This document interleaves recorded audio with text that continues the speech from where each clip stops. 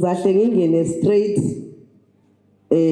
kumbuzo ka-organizer ku-agenda yakhe uthe ngikhulume nge-ward retention fund. I think every meeting lapha ihlala i-agenda njo. I-ward retention fund yimali esiphiwa kuthiwa yi-3% ward retention scheme. So kuyi-scheme esiphiwa ngukhansili ngemva kokuba sesibhadalile ama-rates ethu. Angithi ngenza umzekeliso, asithi intumbane yonke ibhadale $500 ngoMeyi anjo.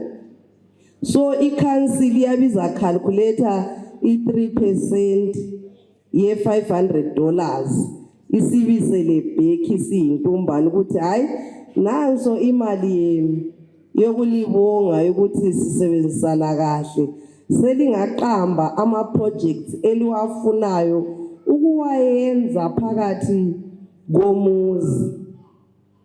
Kodwa zwanini lokho, abasiniki i-hard cash. You propose ama-projects athile more than 5 if I think, wona sebeza letha ama-services according to vis-a-vis imali yethu liyana abalayo. Lingizwisisi lani? Ngizwakele lapho? Ngiyadlula khonapho. Sijayele ukukhuluma ngayo kakhulu intumbane ungananzelela kutafula la koBulawayo iyo elemali encane kakhulu esiphiwayo okutshengisela ukuthi siyasilela ukufika e-housing office. Ngijayele ukuthi mase ngilikhulumela ngithi intumbane kugogogo kuhlala abantu abadala bodwa, so imali iyabahlupha ukuthi bezobhadala ama-rates. Angazi ukuthi ngiyabe ngiqinisile yini, ngoba imali yethu iphansi kakhulu ukuthi lami ngiyangisa kubakhula bami.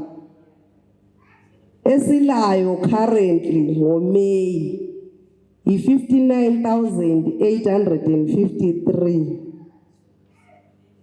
Lingizwile? Since 2023 ngangenayo asikaze siyithinte, ilokhu accumulate.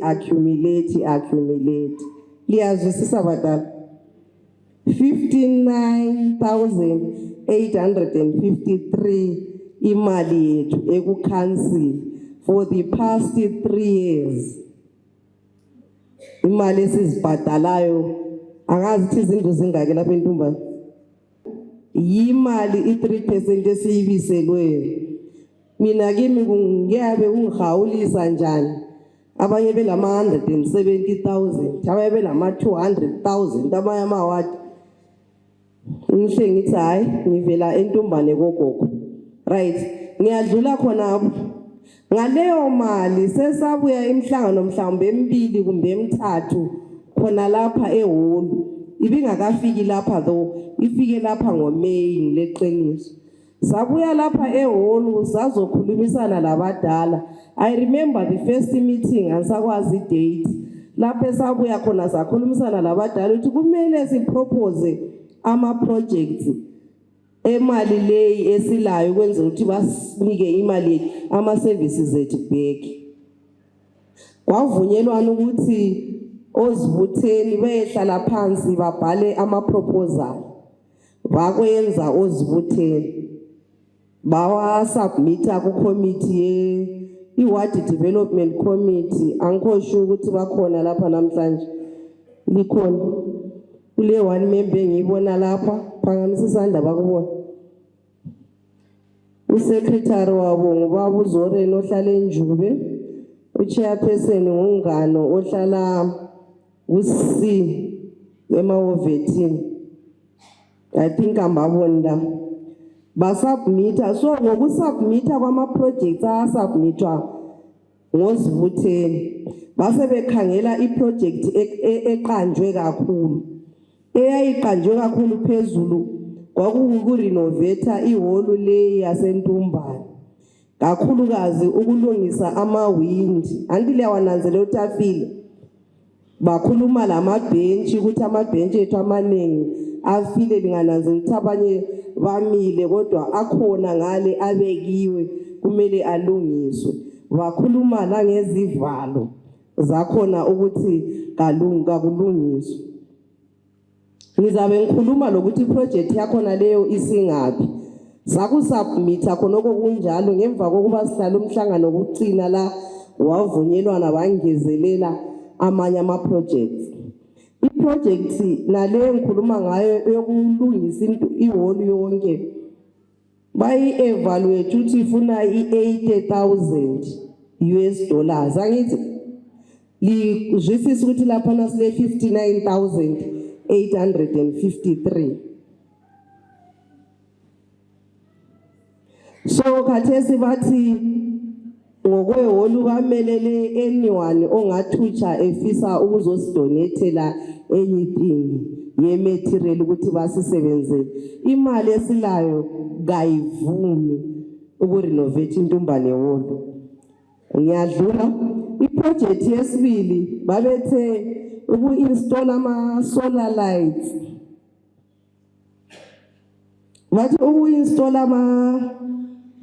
ama-street lights ama-solar street lights from ku-D Square kuyefika ko-Best konhlalo liyangizwisisa along Nketha Drive bekhangelela ukuthi kwezindawo kuba mnyama kakhulu ebusuku abantu behamba iproject lelayo kuthiwa ifuna 80,000 sikhumbula ukuthi sile 59,000 anjo bathi itender sebayi-advertise ukuthi uthenge izinto ekhansilini kumele u-advertise kube lo muntu ikampani eregistered ukuthi itsho ukuthi hayi thina siyenelisa ulenzela umsebenzi lo wangithi kuthiwa itender sebali-advertise la advertise mhla ka-10 April 2026 livale mhla ka-12 May 2026 bakhangelela ukuthi nxa etholakele lowo muntu i-turnaround time yakhona yi-3 months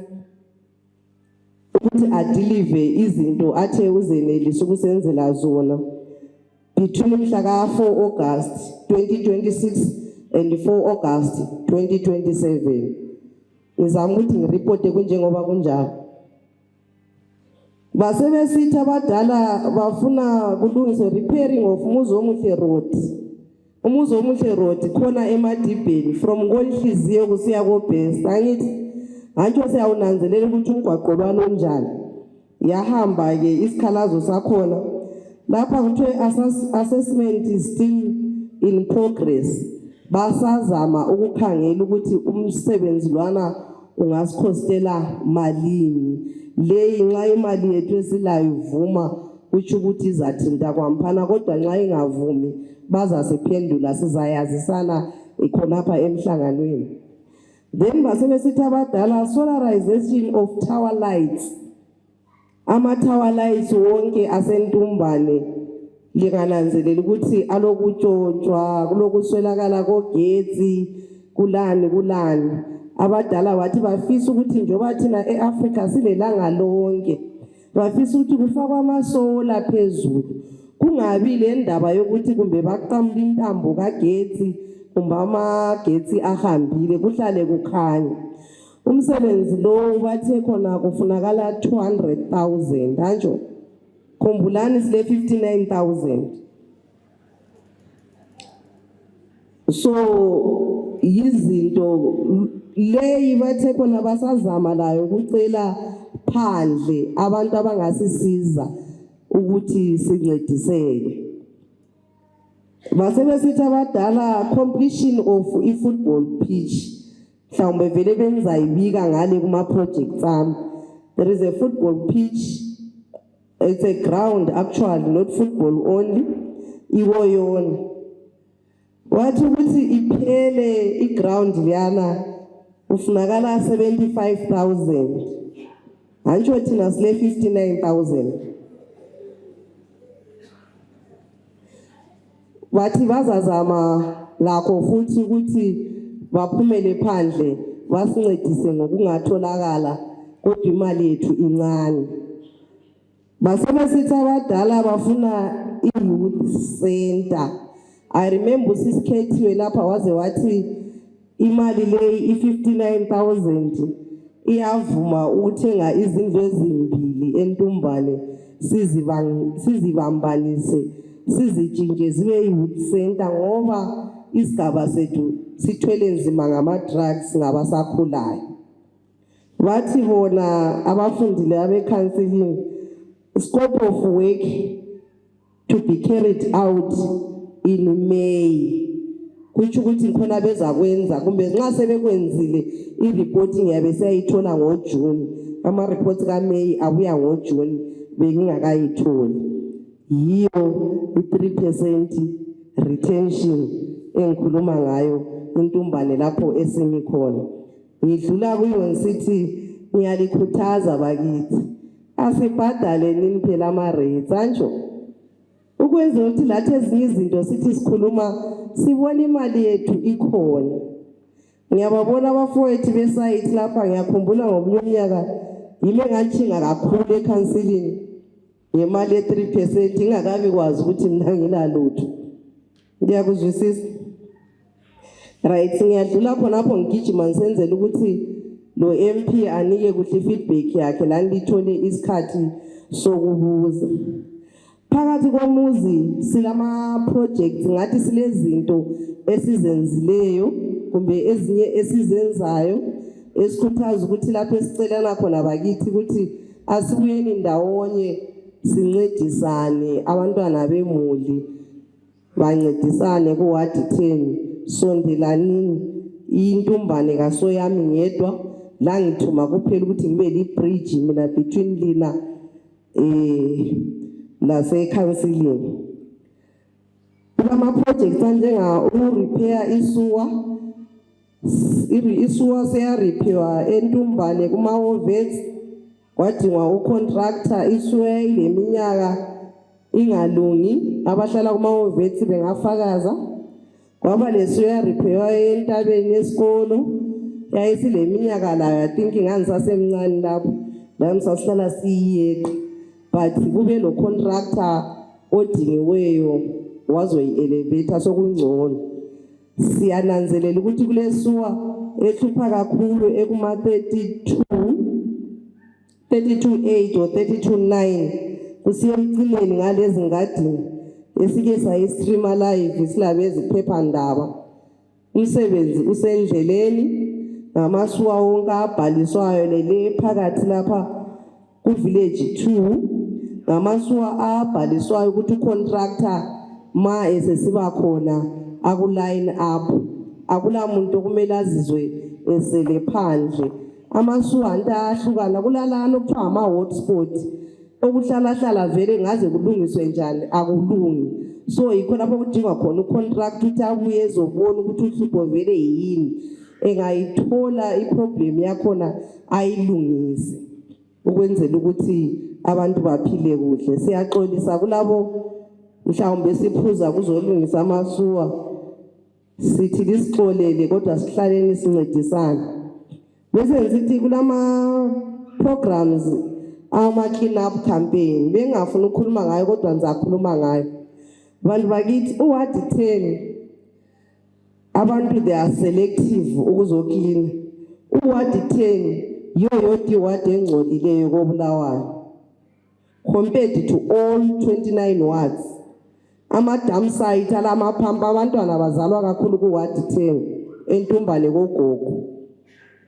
Yikho okule dot eningi kakhulu masicelana kulezi insuku bensithi ngizalitshela ngiqalisa sesatshintsha how work sisebenza through ozivuteni. Ngicela ozivuteni ama committee kazivuteni abakhona ngaphansi izandla abantu bebabona ukwenza ukuthi mangikhuluma siyabonga mangikhuluma ngingakhulumi ngiphaphalaza. Sisebenza through ozivuteni sesananzelela ukuthi uzazitshela ukuthi you have reached everyone but ugcina abantu ungabatholanga. Kodwa uchairperson kazivutheni uyazi abantu ngamabhuku. So ama clean up campaigns njengokuthi i3% sayisebenza ngabozivutheni Ama clean up campaigns siwasebenza futhi ngani ngabozivutheli. Ngicelani libahloniphe libazwisise babe bengazenzeli ukuthi bethi namhlanje sambeni secleaner laphana lami nginje kangizenzeli. It's a call from the president. Angithi maybe malidelela uzivutheli chairperson lizidelelela upresident nje sikhangela. Angithi ngoba kulenye village ethizeni village X angeke ngiyiqambe ukuthi ingaphi kwakhona maybe andese liyiqambile bathi bona kabazwa ngami balokhansela wabo obuye ezobatshela ukuthi bangaklina ngase ngisithi libayekele nini indawo yakho nibe yingozi mine anti yiwa wafuna idoti ngani wrong. Angithi kwakumele ngiyeklina kuleyo ndawo kodwa ke ngiyaqhuquzela ngiyancenga first Friday of the month ayisini engayifakayo His Excellency the President of Zimbabwe liyangizwisisa wathi sikline nini so odifaya lo mthetho kadifaya umntakandlovu uzidifayela upresident ngokwakhe so he or she knows the consequences.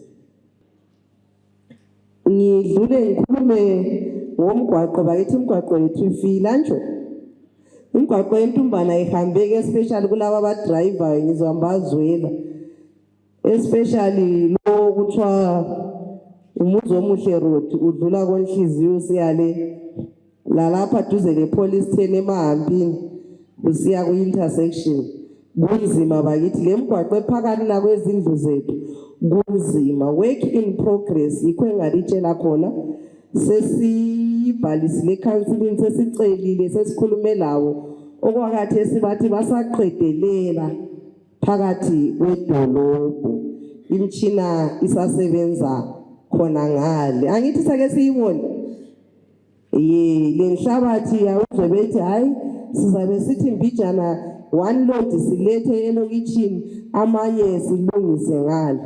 Ngicabangela ukuthi inhlabathi abadala bayazibona emalokitshini here and there zikhona. Ngidlule ngikhulume ngeground ngingakakhulumi ngezibhorana ngizakhuluma ngeground eliyilo esilalo.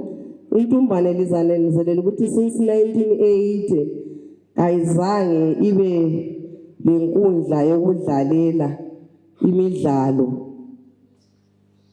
So sithe sesingenile lo honorable sathi izithembiso zethu lezane sathi sizayenza iground sizayenza lokho through ipressure eyayivela kubaba uDladla leqinisa ukuthi sagijima sangaqedi sagcwala wonke amabhilidi lana ukuthi sicela iground yentumbane bathi intumbane ayisela space sase sithi space esizibonayo ngezinjani liyangizwisisa bathi nxa besilayela bakhipha ispace esilamatshe bathi manje lapha silamtshina le sase sithi one day nje sokungani sokuyinto kwakhona ngahamba eTable ngacela all relevant officers savalelana eofisini sathi lo ole map yentumbane kabuye layo la ayendlala mina ngifundanga ngangena ngoX sacela ukuthi ayi-interpret intumbane yonke njengoba injalo ehambe echasisa ukuthi lokhu kuyini saze safika lapho kwakuthiwa kule beer hall yesi2 siyayidinga ibhawa yesi2 bada nami ngokubona kwami ukuthi ibhawa siyidingi yayiduze la koyona ngale sase sithatha ke isipesi seleso sase sicela ukuthi isipesi leso hambani lesimezha yiso isipesi esesisifuna ukuthi kwenziwe inkundla yemidlalo yabantwana sibakhiphe ngoba baswele kokudlalela ungananzelela emgwaqweni batshona befaka amatshe kuphi abantwana badlalela yonke indawo ukuthi but they can't show their talent befake ethareni ibhola leso space sesasiphiwa ispace leso sesiqalisiwe ukugradwa I think ngathi work in progress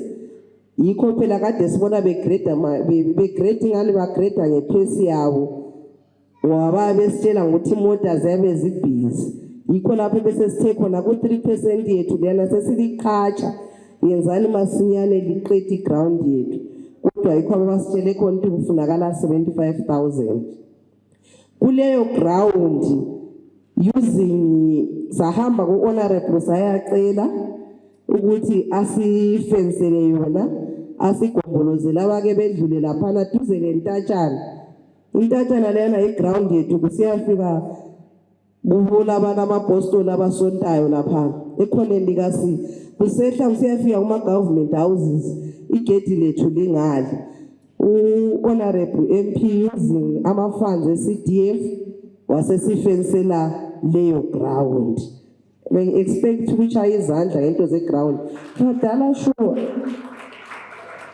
ngendlela engayidinga nzima ngayo uba udladla everyday ngasithi ngiyambona ku feedback meeting lapha ngisho umoya musiba buhlungu kuzantshela ukuthi I'm failing to produce a ground for kids eNtumbane but ngithembona sengithole ngathi one achievement ngahle ngathika sahle sacela ukuyifenselwa kodwa ke because abantu singabantu umuntu ngeke umconfirme uzahlale ngomuntu bahamba ke bayitshontsha leyo fence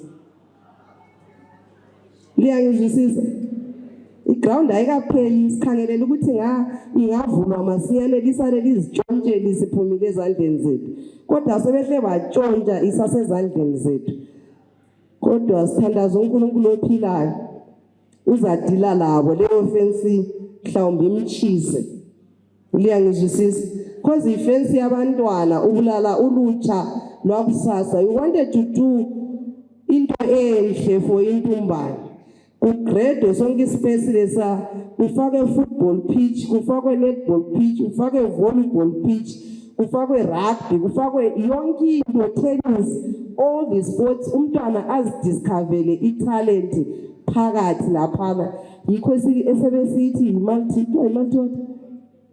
multi-purpose ground nanti mnamfundanga so isikhiwa ngiyabebuza yikho sithi multi-purpose ground everyone azidiscoverele italent lakhe lapha but the devil is a liar will continue khathesi abananzelelayo bananzelela izimota kulezi insuku ziyangena zifaka inhlabathi yokufila so kumele bafile lapha babagandele maybe before August ngisho ukuthi singabe sesiyicommissionile iyo i-timeline yethu ukwenzela ukuthi siyende over kuzakhamizi aso yethu thina kwethu kufacilitate ukwenziwa kwayo then we hand over selisala libona badala ukuthi lina ligcina njani igedi litshontsha njani isifiso sethu ukuthi sifake ibholo ukuthi abantwana laphana nxa befuna ukunatha amanzi bengadubeki lama toilets sifuna nje ibe yinto enhle liyangizwisisa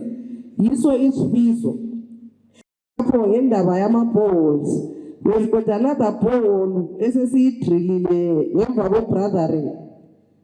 brothering in Christ Church lizananzelela ukuthi it's in between igarden lane sibiza sithi ngiyama ovet le church leyi entsha angiyazi igama layo abanye la libone kulezi insuku kugradiwe ama presidential balls ahamba lezi zinto okuthiwa ngama VBU village business unit ngama gardens anjo so liyana ngeyinye yama garden esesiyitholile kuward 10 bakithi so abadala balampulu honorable ngokunye okukhona esisakwenza samelele ukuthi bezosolarize bengasolarize then sokubuya ingadi liyana abantu sebengena sebelima anjo siphila ngokulima anti kuthiwa ilizwe lakhiwa ngabanikazi balo siyabonga the last ball enza khuluma ngayo ngese complex liyananzela ukuthi ibholu liyana ngeyethu eNtumbane ko 10 ibholu liyana ibihlala ifile esikhathini esiningi ihengi ini ingasebenzi Sasesicela njalo uHonorable P Dube using his funds ukuthi asitshintshele yona ibe yi-solarized pole ayifensele. Yikho kuye asenzele khona eNtumbane kuWard 10. Angifuni ukukhuluma ama-projects akhe wonke, amanye ngizazikhulumela. Angifuni ukukhuluma ama-projects akhe wonke, kodwa ke lasezikolo sifikile tu izikolo ama-SDC abakucommittee ye-SDC ngicela phansi izandla bakhona la. Anyone okucommittee ye-SDC kuWard 10? One kuphela. Liyababona abantu elibakhethayo? Liyababona? Liyabona ukuthi kababuyi lapho kumele bezolithathela khona uncedo? Yes, nikhulumelana. Ezinye izikolo zagijima zaye deskini lika MP sathi thina sishoda lokhu lalokhu lalokhu. Benanzelela ukuthi ekhansilini izandla zimfitshana anti. Emthombo wesizwe kule block ECD block ebelisakhiwa uMP uthe efike eParliament lethemba lokuthi ufike watshela ukuthi iproject echiwe nguformer MP anti kule kumele kube le continuity.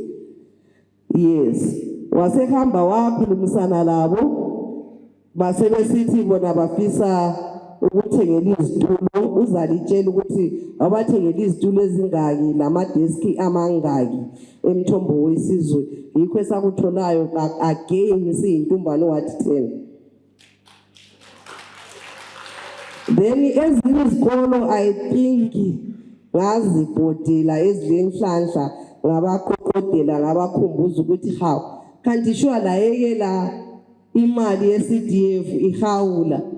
Why lingahambi liyekhuluma lokhu la lokhu la lokhu kulokuthi libe lishuphana labazali? Liyangizwisisa? Anti yabona ukuthi kabakho la basebesithi bona thina besingakwazi ukuthi uMP ule portion yemali okumele ayilethe kuhulume kuzakhamizi. Ngathi lami ngilayo i3% angikaze ngilibone. Liyangizwisisa? Nga ezinye izinto kuyasehlisela nga wonke umuntu uyagijima aphatheke. Kodwa bakithi ngicela ngimvumele ngingakhulumi konke ngiyabe sengimthathele. Okunye uzalibikela.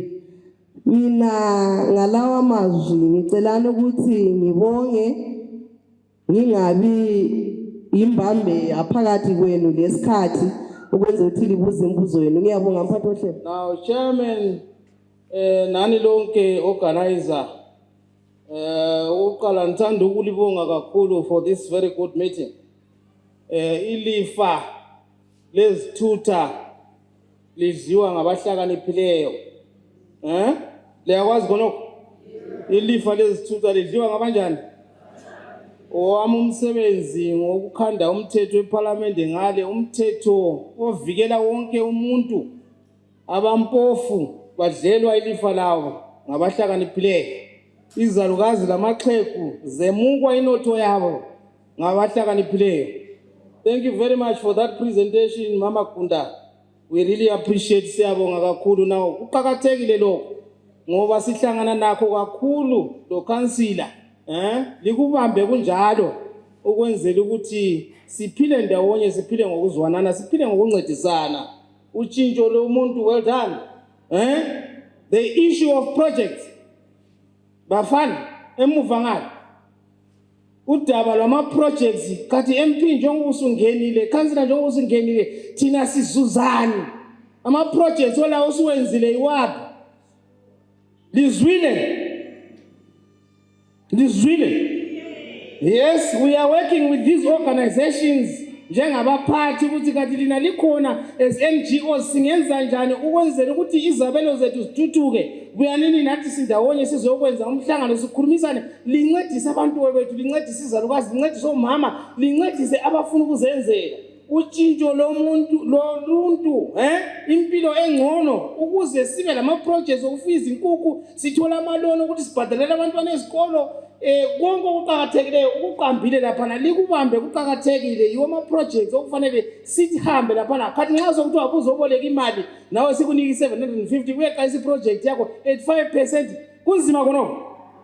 The MP will not have the money yokuthi akunike sonke lapha eNtumbane ukuthi konqalisa iproject, but sisebenza nama organizations la abuya phakathi kwethu ukuze sethulele ukuthi thina silapha koBulawayo, buya ofisini uzigoqe lawe ufike upresent sibe sesikuguide ukuthi lokhu nalokhu ngenza so nansi imali buyele eNtumbane na uye kwenza iproject. I'm sure your flyers are adequate ukuthi athi circulate bathole lapha ukuze ukuthi siphume emhlanganweni lapha Monday kusiyafika iFriday ioffice yakho izabi lama visitors anjo sindawonye ngapha. Yes, the issue of projects, please. Thank you very much Ujinjo Loluntu for coming here. Now bakithi isikhathi sesihambile. I think uCouncillor sekuchilo mbone ngazani sonke sinamaphepha la amhlophe lama green books la anti. Siyabonga nxa think abanye bengena mbone ngazani ashotile, but I am sure we had made enough copies ngoba information iqhakathekile. Thina kasifuni ukuthi sise ofisini sibe senza izinto ezingayisizo kumbe sesingena ku social media sikhuluma izinto ezingayisizo. Sifuna ukuthi sibuye emhlanganweni sikhulume izinto njengoba ziyizo. Sisuka lapho nxa sesiyatshela abanye sitshele okuyikho esikwaziyo esikubonileyo, hathi i-social media esiyabe sesikhuluma into ezingayisizo. Nxa bekhona abangatholanga lethemba lokuthi sizathola. Now liyakwazi ukuthi njengoba siseparlament ngale owethu umsebenzi sibili ngokukhanda umthetho. Sikhanda umthetho ukufanele abantu babuswe ngcono, abantu bathole impilakahle, abantu bahlale kuhle. Nxa upresident ekhuluma ngokuthi ilizwe lakhiwa ngabanikazi ba, njalo kakula muntu okufanele asalele phandle, thina njengabameli bezabelo siyambuza ukuthi kutshoni khonokho. Siyambuza ukuthi kaze abantu bemaswingo nxa bene road engcono, abantu betsholotsho behamba emagodini, ayisikho kusalele emuva yini khonokho. Abantu benkayi nxa bengenamgwaqo kube kanti abantu bechinoyi bahamba ku carpet, ayisikho kusalele emuva yini khonokho. Sibe sesithi asihlale phansi president, sibe sesibona ukuthi ilizwe nxa lile notho, inotho kayawabiwe ngokulinganayo. Nxa umthetho wakho nestatement sakho leso sithi ilizwe lakhiwa ngabanikazi balo, njalo kakuna umuntu ofanele asalele phandle, kufanele sizuze sonke. Yikho esikumeleyo eParliament. Yikho esikumeleyo ukuthi sikhangele i-welfare yabantu bakoBulawayo, i-welfare yabantwana beZimbabwe. Sibe sesithi thina kakuna umuntu ochiwa ngaphandle. Nxa kunomuntu ochiwe ngaphandle sibe sesithi khathi lapha ke koBulawayo indaba abantu bephathwa ngesandla senxele kube kanti abeHarare bephathwa ngesandla sokudla. Abantu ngabantu ndawonye, abantu ngabantwana beZimbabwe bonke. Nxa ungupresident wani wabantwana beZimbabwe bonke. So yikho ke siyaphiwa imali yokukhangela izabelo esiyibiza sithi i-Constituency Development Fund. Kube kanti umlando kaHulumende ukuthi akhangele konke lokho kade kukhulunywa ngukansila ukuthi abantu nxa bephila koBulawayo kufanele baphile lapho kulemgwaqo khona, okulamanzi okunatha, okulezindlu ezinhle, kulamalayithi, okungela bugebenga, okulemsebenzi khona. So imali yezabelo yiyo le ngithe izuze amaphepha lawo kwenza ukuthi lilandele okuyikho okwenzakalayo, ngoba yiyo i-Constituency Development Fund esiyiphiwayo phose ngomnyaka. Kodwa lokho engingenile ukuba ngu-MP since 23 August 2023 ngiyithole kanye kuphela umnyaka ophelileyo. Ngikhangelele ukuthi lo nyaka engenza ithola futhi njengoba sengisubmithile ama-projects esengiwenzile, njalo kwabonakala ukuthi ngenze kuhle, ngenze ngendlela eqondileyo. So ngikhangelele ukuthi ngiyithole, then from there sibe sesibona ukuthi singenza nokunye. So njengoba uCouncillor sekhulumile laphana imali engange 50,000, kodwa siyiphiwa imali yakuleli lizwe, ilizwe leZimbabwe iZIG. So nxa beyilinganisa iba yi1,350,000 ZIG. So ningakhangela ke emaphepheni ona la lizabona ukuthi khona nansi imithombo wesizwe laphana, imithombo wesizwe yakha i-ECD block lapho kufunda khona abantu abethu, a very good ECD block. Sebeqedile yikho ke basebezokuthi MP bakithi sesicela ukuthi bakithi usincedise ngefurniture ngoba izandla zethu sesizifitshane lokuthi sibe sibele ebazalini kuba nzima ngoba i-school fees vele lakho kuyabakhama. So sakwanisa ukuthi sinike imithombo yesizwe i-school furniture eyasicosta imali engange 440,000 ZIG. Nxa likhangele emaphepheni enu laphana, nanguyana no supplier wangikhona ukhona laphana nansiyana ne-payment status yakhona ilaphana, nansiyana ne-project status, yonke into seyahamba emthombo wesizwe siyathola leyo furniture kwenzakala ku-Ward 10 using the CDF fund.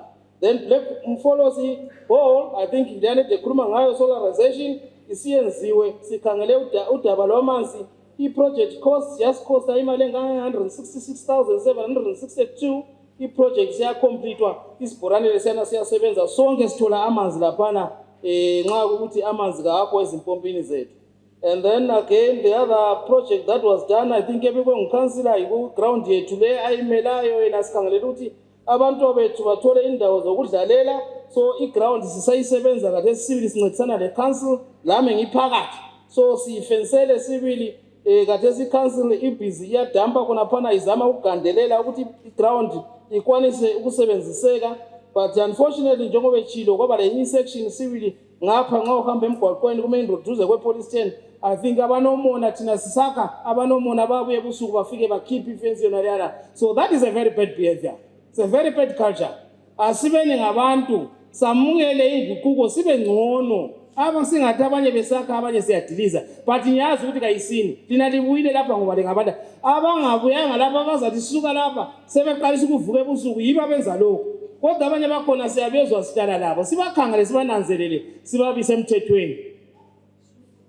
And then sathenga njalo iJojo tank kusuka sihambe garden, isuka sihambe garden liyakwazi ukuthi sinama nutritional gardens ethu esilawo phakathi komuzi wethu lapho esilima khona izilimo zethu imbhida konke okuchiyeneyo. Siyawasekela ama nutritional gardens la sifisa ahlale khona ngoba ayasinceda kakhulukazi.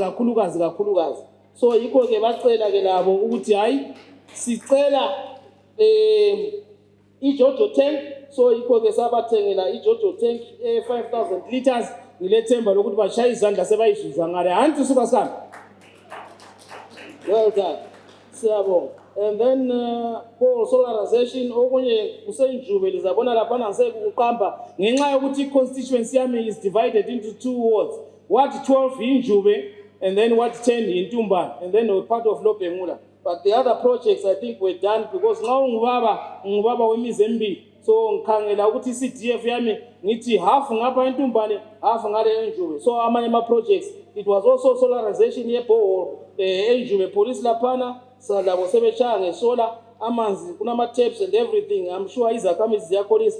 And then naseLobhengula ngale duze kwe what you call it ezesa lapho safaka isolar again kusibhorane esasetshenziswa insimbi zakudala. And then also supply i-5,000 liter Jojo tank eNjube community hall bekulodubo lwamanzi khonaphana nako sithengile i-5,000 liter Jojo tank isisebenza khonaphana.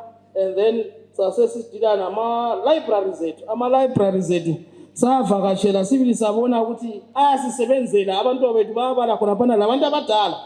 And then kwasokutholakala ukuthi khona balodubo lwe-furniture. And then sasesibenzela labo i-furniture lezitulo zokuhlala and which is now work in progress. But intend khuluma labasenzelayo belethemba lokuthi umsebenzi lo usuphushile kusho ukuthi kuviki yona lenza bizabe city council including the councillor. Then city hand over those chairs to our libraries. Ama-libraries ethu akwanise ukusebenza ngokuhle kwakulezi insuku. So this is the scope yomsebenzi esiwenzileyo ke sisebenzisa imali yokukhangela izabelo esibiza sithi i-CDF fund. So nxa usungikhaya ungakhangela ke lapha uthatha isums akho ede lapha uzathola ukuthi imali yonke iyafika ku1,320,000. Ususithi wena from 1,320,000 uMP waphiwa malini 1,350,000. Then from there subona ukuthi uMP wadla malini ke khona lapho ngoba abanye bathi imali kudala wayidla uMP waphiwa i-CDF fund wayidla. Now that is a very bad culture. It's a very bad culture. Imali oyiphiwe nguhulumende kayidleke kawuyidla kuyidlelana. You have to work nezakhamizi. So i-social media esiyisebenzisa communicate lapha sesiyisebenzisa in a terrible manner to attack the councillor, to attack the MP, to attack. No, that is not good. So I think sikulethele ukuthi likubone libe kwazi, then from there selizabona ke ukuthi khona sisiya phambili okunye sikufisayo ikuyini. So mbone ngazani sengiqedile imphatho omsebenzi. Ingathi nje kuphela okunye okusegudwini okusemaphepheni la i-welfare yethu thina njengabantwana beZimbabwe sikhangele kakhulu ukuthi hayi uhulumende into le lihlala likhuluma la ikhuluma sesiyikhuluma sisonke namanye ama-MP nxa abantu beBotswana abantu abadala la beSouth Africa beholiswa nguhulumende kanti abantwana beZimbabwe abadala okwenza bengaholi bona kuyini.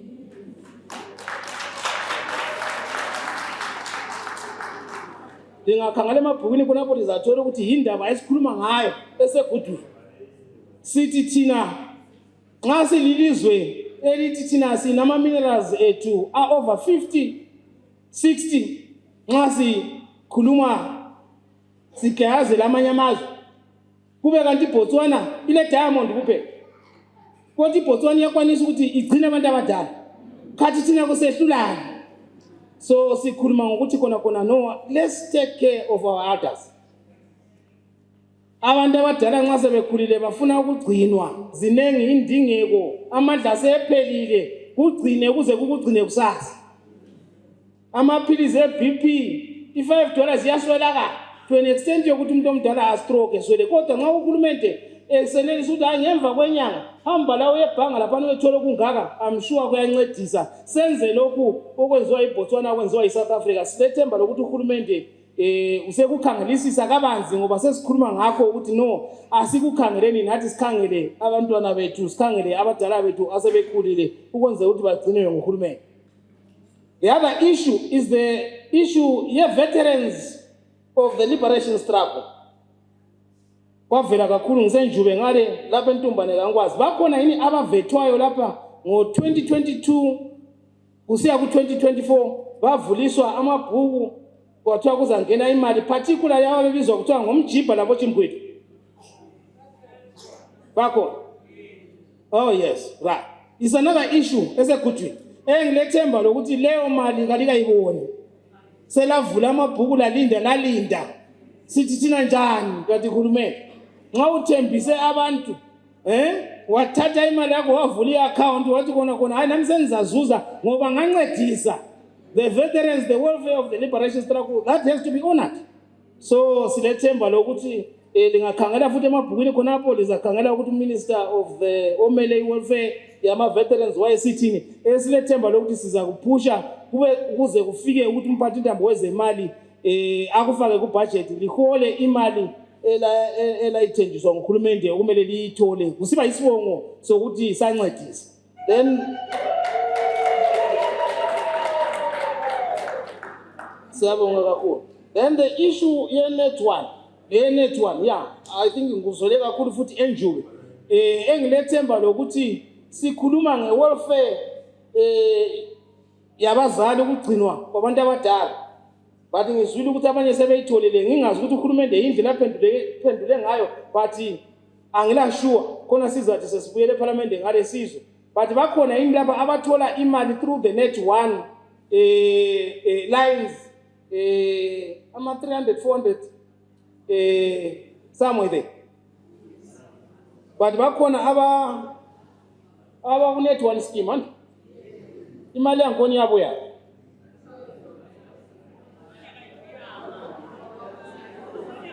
yeah, okay. Ngizwile issue yakhona enjube ngale. I think sizazama ukuthi sithi siyi-address ngendlela eqondileyo okwenze ukuthi sazi ukuthi i-welfare yabantu abadala through the net one scheme imanja. I think the last thing, Baba Chairman, is the issue again yemali ebasegudwini ngapha kakhulukazi koBulawayo. Udaba lwemali yethu yeZimbabwe. Imali yethu yeZimbabwe liyazi ukuthi siyi-ZIC, which is Zimbabwe Gold. But lapha koBulawayo silohlupho. Liyayibona yini ZIC? Liyayibona yini ZIC? Aliyazi ande? Okay. Yeah. Silohlupho sibili nxa sikhuluma eParliament ukuthi koBulawayo imali le thina kasiyiboni. Okwenzela ukuthi abantu bayithembe bayisebenzise kayibe khona emabhenki abantu babeyazi bayijayele. But ngapha sibona irand le-US. But nxa usuke eGwele usiyale izigi yodwa bayithatha bagada ngemshovu lapha koBulawayo ngapha usiye part of Matebeleland. I think kasiyibona. I think umhlangano lo uyangempower nami ukuthi when I go back to parliament ukuthi no make sure ukuthi izigi nxa ifuna ukuthi isebenze kayibe khona phose iZimbabwe yonke ukwenzela ukuthi abantwana beZimbabwe bayazi bayithembe. And then I think lo daba lokwehliswa kwama pensions ukuthi nxa ubaba ama benefits nxa ubaba sengasekho and then sokusela umama ubaba ubezuza $55 umama sethola 40 njani. I think those are some of the issues that we are dealing with. 20. That is very bad and very sad. There is no reason for that. So babethi ngiyabonga chairman, ngiyabonga mphathi womsebenzi. Sithe sikhulumisane ngalokho bonga kakhulu sibili kusukuma kwenu yikho kuba ngabantu inkosi ngabantu lathi sizizwa singcono nxa silibiza lilalela sizizwa singcono ngoba silabantu abasikhangele ukuthi uyasilalela likhona lingakhulumi kuphela emafonini buyanini. Well done Ntombane, thank you very much. Owamumbuzo uya umama futhi. Umama nxa kungabe usela abantwana phose kuyafana lokho okuzwe ngukhansila. Usela abantwana ukhanya kulohlutshanyana oluthize. Kuyabangiswana and so forth and so forth. Nangu-ke ubaba enxa usebone lelo hlupho elibonde kwabanye asesipha umzukulu. Kuyenzeka yini ukuthi umzulu athathe leyo ndlu? Umthetho uyavuma yini? Ngoba laba phela ngithi umzukulu uzalelwe khonapha. Lawo lo thando lokuba amini kumbe umthatha njengomntwana. Uyomncane. Umthetho uyavuma yini? Saribonani. Mina wami umbuzo ukhona lapha kumama we-housing ukuthi ubaba uzabe elabantwana abanengi labo mama abahlukeneyo kubo mama abahlukeneyo lapha abantwana bonke abayenzele okwabo kuyavuma yini ukuthi ngoba sokuthiwa ubaba lo mama labo mama abasekho laba abanye abantwana sebebuya labo sebezothola ilifa kule enye indlu kodwa kwamanye amalekuzeni lapho abachiyelwe khona bekuchiye kulokho kusefu yini?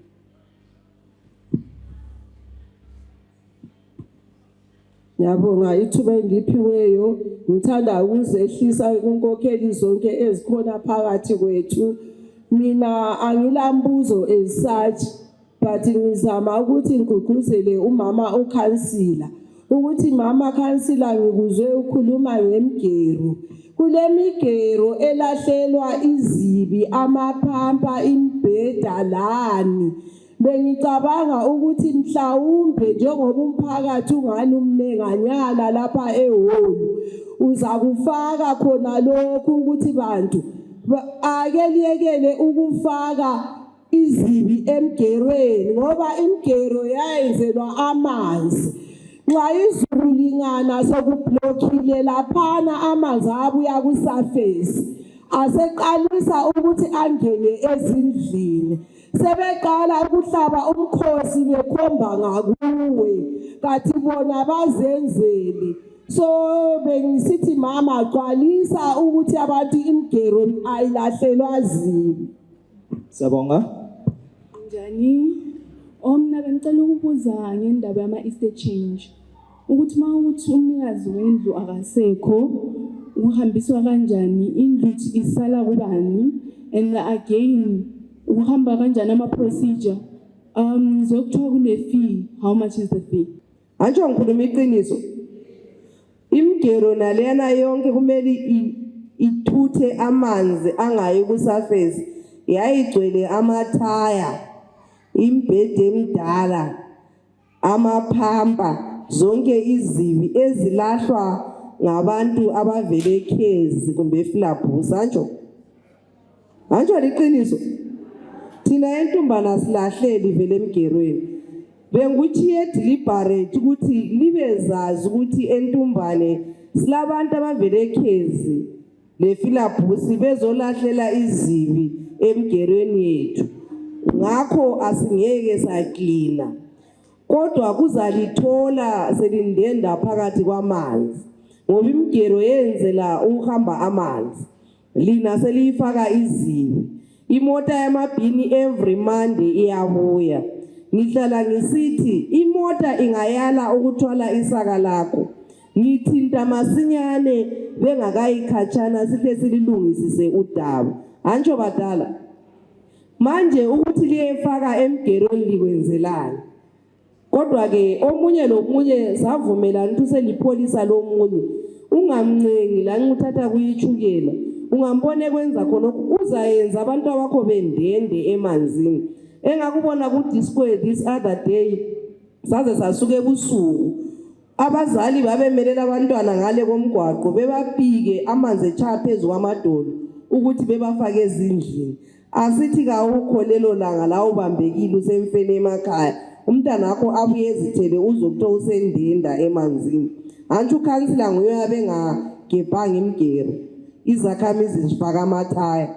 Asiphumeni ebuchapheni, asibeni ipolisa, asibeni lipholisa lomunye nomunye. Vele ungamsabi, ungamconfront ngokuza kuchaya. Buya untshele sibiza beema bemfindisa imali khona eza kuzwisisa ubuchapha bakho ukuthi burongo. Ngiyabonga.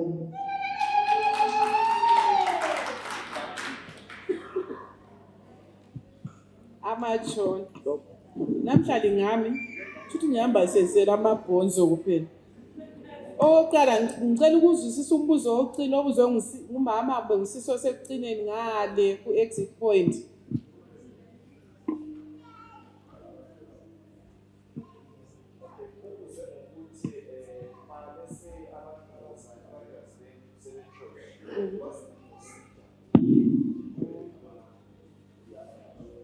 Okay, ngiyabonga baba Ndlovu.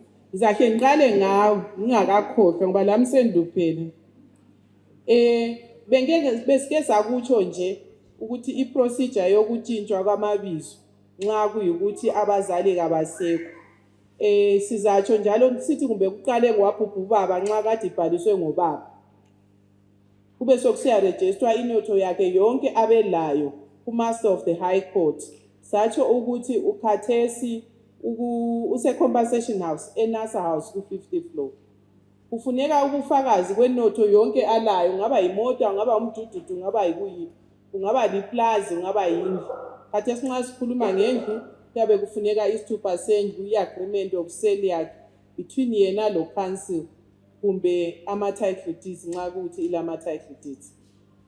Ibisisenzwa kulandelwa i-constitution yeZimbabwe ethi ukuthi khona inotho yomuntu iya ku-surviving spouse nxa kuthi akula will. Nxa kuyikuthi kule will ibisisabiwa njengokuthi yena ubhale wathi. Nxa kuyikuthi sokuyisitshintshiwe yaya kumama, umama laye usetshonile njalo, sokusele thina abantwana sesiyabhalisa ke inotho leyo njalo, same process esiyenze kubaba ku Master of the High Court, sihambisa ama-supportive documents yenotho alayo ibisilayo yabiwe.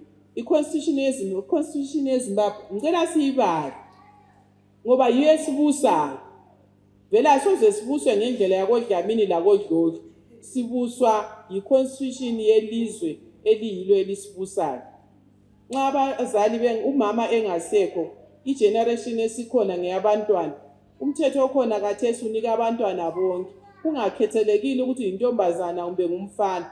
Akusekho okuthiwa khona izibulu umntwana oyingumfana ingqabutho yiyo edla inotho. Sonke singabantwana we benefit equal. Are you answered? Thank you. Sengibuya kokuqala umbuzo kamama ukhansela okhuluma ngabazukulu. Okunye ngizaphendula ngolwazi ngoba engihlangana lalo kodwa kungaselayini yami.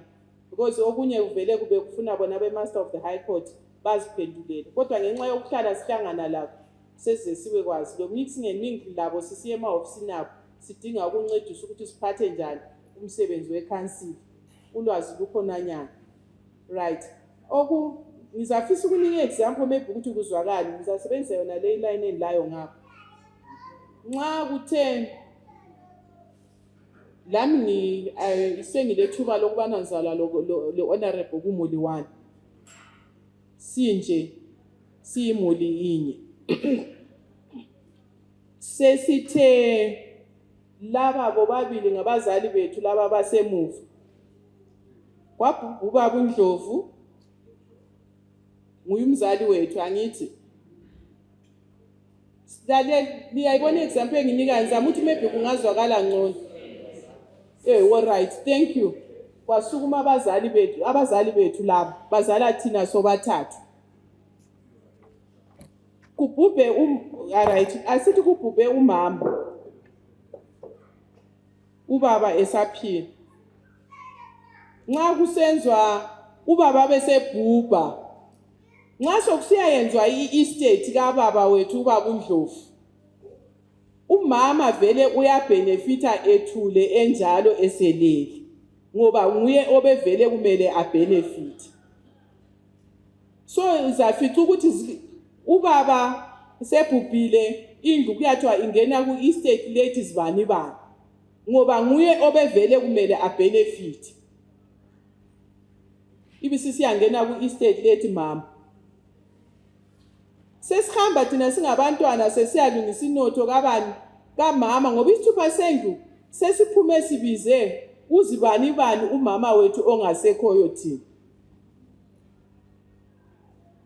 sisonke ngumthetho okhona osebenzayo ophakathi kwe-constitution yikho kwenzakala singaregister inotho e-high court mina ngibe sengibhubha mina bengakaregister inotho kamama kusale u-honorable lo council kodwa ngibhubhe inotho le ingakaregister kodwa bona sebebhubhile abazali sikubambisisile all right so kusele bona bayeregister inotho kamama ngenxa yokuthi mina ngibhubhe umama inotho leyana kamama ngilelungelo lokuyidla noma ngingasekho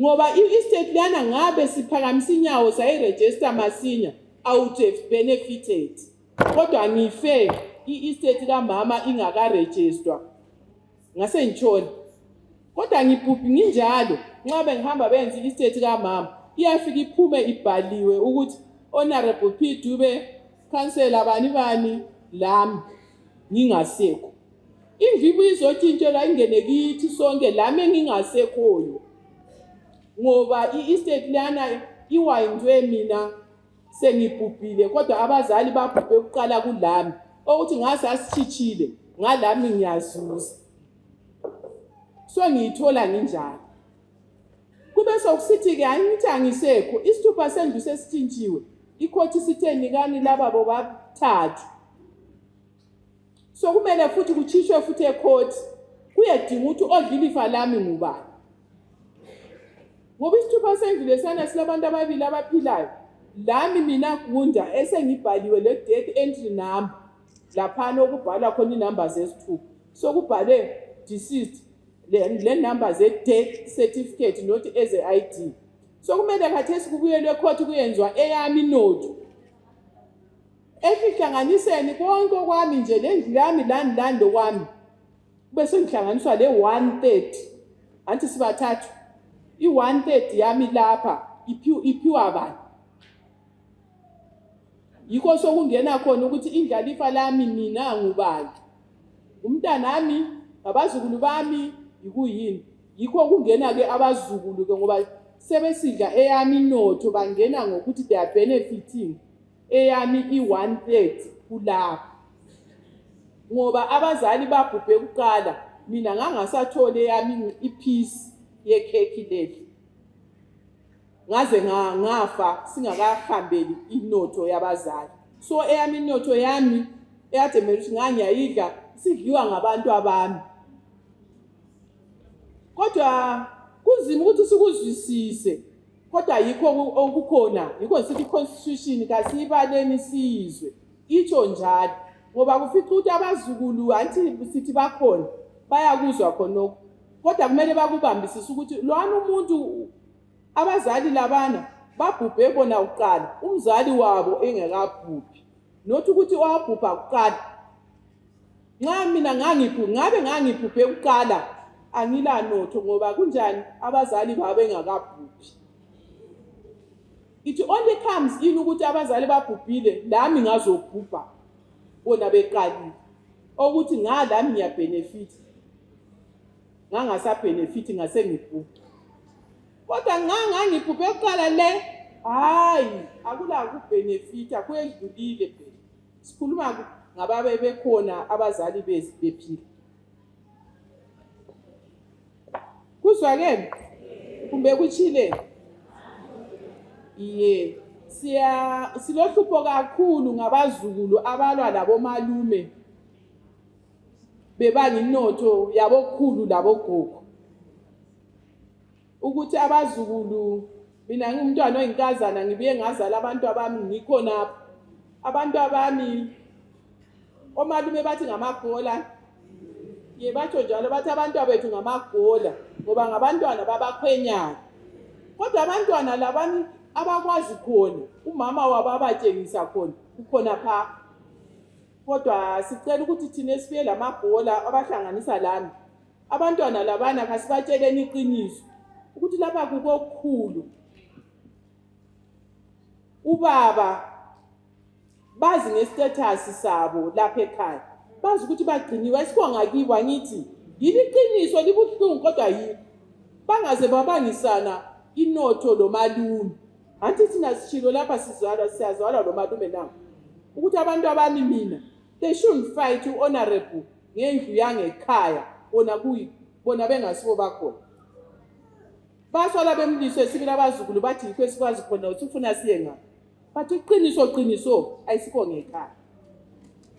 Angithi kuyasinika ingqobe futhi njathi abantwana abangamantombazana ukuthi nxa sithe sabala labo labo abantwana kasidinge lathi okwamadumbe ethu ukuthi nxa umlume esithatha labo basale belalapha abacatshe khona ukuze bangalisweni labo malume ngoba kungekhaya ngithi yibo ngakibo.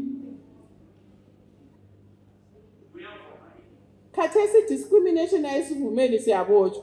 Umzukulu angaze abe ngumuntu oyinkazana angaze abe ngumfana kodwa esikhuluma ngakho ukuthi ngumzukulu. Igeneration anti khathesi nxa kukhuluma bazakhuluma ngabazali first generation bakhulume ngathi thina labane ngikhulume ngabo igeneration yokuqala yibo abanikazi bendawo bazala thina la thina sisesekhona phela sengibhubhile mina kwasala labo bakhona. Umzukulu ongumntanami ungena kuphela ngokuphiwa i130 ade mina ukuthi ngangibhenefitile kodwa nxa ngangibhubhe ngale kwakhona abayidlilifa yilaba kuphela lapha. Umzukulu kakangeni indawo ngoba igeneration yabantwana balabana isesekhona. Yikho sithi umzukulu lwana angazi ixokozela labo malume lalapha ngoba yena ugcinwe lapha ekhaya ngoba laba ngabakhona lapha ngabantwana balaba ngami-immediate family members zakuleli khaya. Labana bazoxokozela nxa sokuvalile laba labo bengaseyo sebengazoxokozela kodwa bangeke baxokozele labantu abakhona unless in my situation yokuthi mina ngibhubhe i-estate ingakaphuthi ngilelungelo to inherit okwethu kusininga lathi share yabantu abami bathi benefit my 130 sibe sesibala bamela mina labantu. Ukhulu uzabhala iwili eyomntaka honorable but laba abanye abantwana bekhona abangabantu abakhe. Okuhluphayo wena uzalala uthula uze uthi nje ndilungisile but abantu abakho basale bedispute iwili yona le ngoba it's not iyabe ingakho fair kubantu abakho. The best is just to do fairness and nxa kuyikuthi wena you have your reasons to say bantu abami lina hayi mina umzukulu lo nguyongondlileli nalingekho. In my case ngizakutsho phambi kwenu lonke eyamisho njalo ukuthi mina abami abazukulu abayi-15 ngimila boys only and enzela abafana futhi kuphela and labo bafana abangabazukulu bami yibo abangigcinileyo. I see no reason yokuthi labana kade bageuke egoli kuthiwe khona bazabuya bathi bafuna ukuzondla inotho yami bengakwazi lokuthi kuthini. So the best is to have a family trust so that they won't dispute iwili leyana ngoba bazathi bebuya bathi thina yithi immediate generation ugogo bamnathisa utshwala wabhala iwili wababhala bayidispute iwili leyana. So the best is just to have a family trust yokuthi bakithi labana abanye bale Yusuf right bangahlala nje kuphela ukuthi kodwa hayi asikokwabo kumele sikuhlakaniphele kwinto kakhona. Nxa singani okunye kuyasi singabonana ema-ofisini sicasela kulomunye olokhu engakaphenduleki abazukulu ngibona sengikhulume ngabo labantwana laba okuthiwa bangabhenefitha bonke atsho isi-answered ku-constitution law abantwana bonke abasele benefit khathesi despite of gender umntwana onkazana kumbe umntwana ongumfana we benefit equally. Ngiyabonga. Mina ngiyabonga kakhulu okhulunywa ngwazi office. Ukhulumile lami ngihambile ku-masters kule ndlu yangikhaya eMpophoma. Abazali bangafa ihamba lebhalisa ku-masters. U-masters uzakhetha umuntu okuthiwa executor ozamaneja ilifa lendlini. Thina sele singu-2 ngikhaya. Omnye wami sengidlanti sakuqedisisa khonokho ku-masters. Ngasenginikwa mina executive power.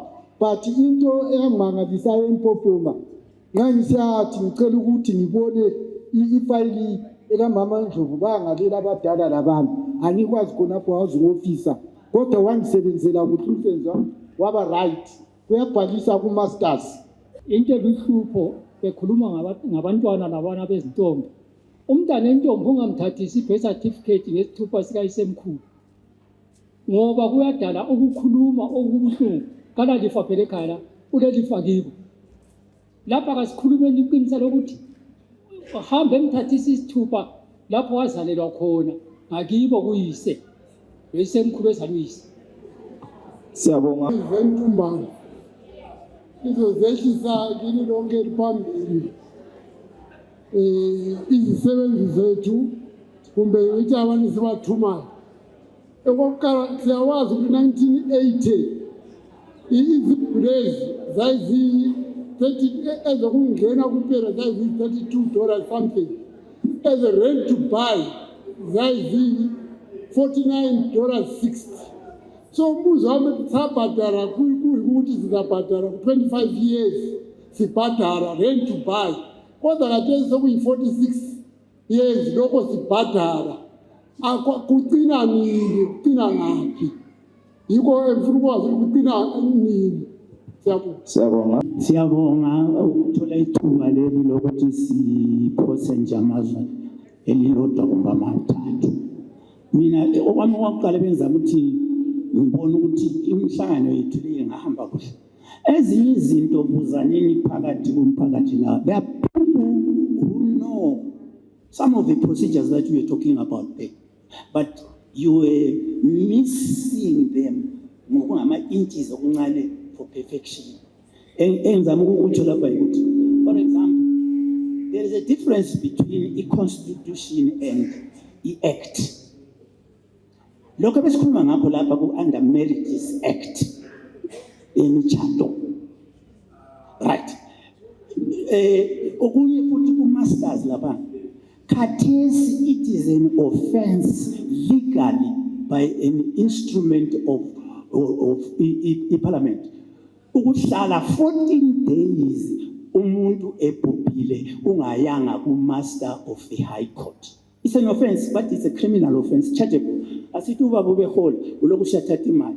Asithi ubaba usele pensheni uyedla ipensheni before you inform the master.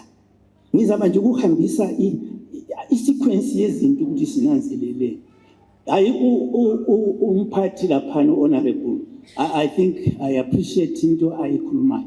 Ngihlala ngikhuluma mina labanye abantu ngithi the problem with us umthetho wethu ingesilungu ibe sifuna umuntu ozo-interpreta.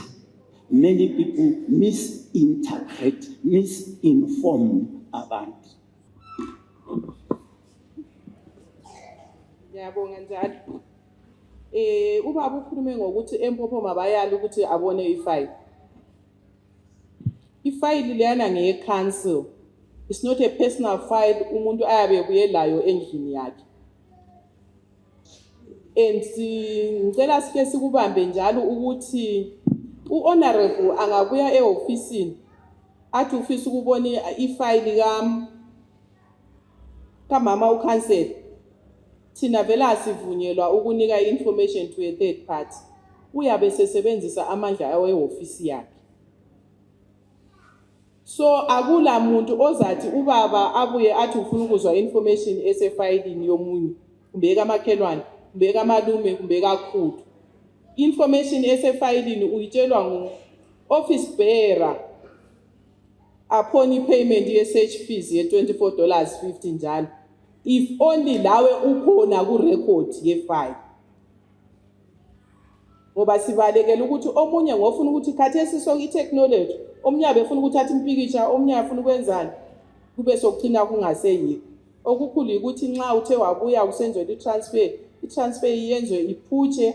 If you have any challenges, hayi ngikhona asibonane nini sibone ukuthi kuyabe kujeme ngaphi. Then ubaba uthi khona kwathiwa kwakuyi-rent to buy, kwaqala kuyi-rented. It's a convertwa zaba into home ownership ukuthi nge-25 years i-loan imali eyayisetshenziswe nguCouncil esakha le mali ye-ground leyana engingakhuluma ngayo nge-25 years kancane kungena ku-rent kuyabe sokuphelile. Lakathesi kwaphela kudala konke. Khathesi esikubhadalayo ngama-services esiwaphiwa nguCouncil. Ukuthanyelelwa imigwaqo, ukuthanyelelwa amabhimu, amanzi abuya sizowakha empompini, ama-flashing services khonokho nje. Yikho esikubhadalelayo. Kakukho esikubhadalelayo okuya towards i-ownership yezindlu ngoba kwaphela kudala konke le-ground. We are only paying for the services rendered by council. Ngiyabonga. Siyabonga.